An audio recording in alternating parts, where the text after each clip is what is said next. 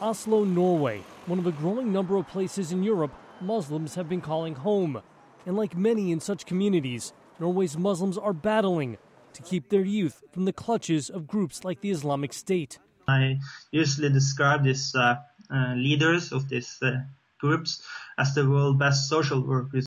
An activist reaching out on social media, Yosef Bartho Asidik, was once himself recruited by extremists.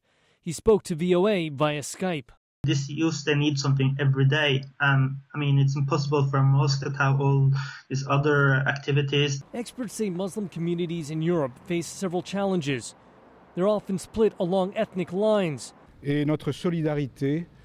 And despite some recent public support after terror attacks in France and elsewhere, help from governments has been inconsistent, especially when it comes to youth, says Professor Kelly Pemberton at George Washington University. Part of the attraction to extremist ideologies has to do with their own isolation in European society, the discrimination that many of them face. And with the growing backlash, Pemberton worries whether needed support will come at all. Such scenes stand in contrast to the safety and inclusion these Muslim children of different backgrounds feel at the Al Dulles Area Muslim Society in Sterling, Virginia, learning to sell Girl Scout cookies. Parents like Hassan Al-Talib are grateful. It makes us really feel that we're secure and we have reached back into the things that we need as parents. Centers like this one, offering lots of activities, are seen as a sign of the success Muslims have had in America. Now, some organizations want to take that success and export it to Europe.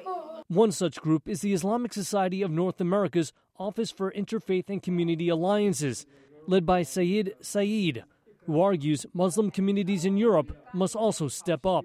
Speaking different languages, keeping themselves tied to their original countries, and not making an extraordinary effort. It's not an easy thing to redefine their identity. Saeed's made several trips to Europe to establish contacts and try to help.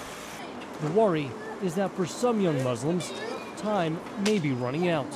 If they are disgruntled, if they are disaffected, there is this other alternative that they get on the internet. It's an alternative that these Muslim families in Virginia hope their children will never be tempted to seek out. Jeff Seldin, VOA News, Washington.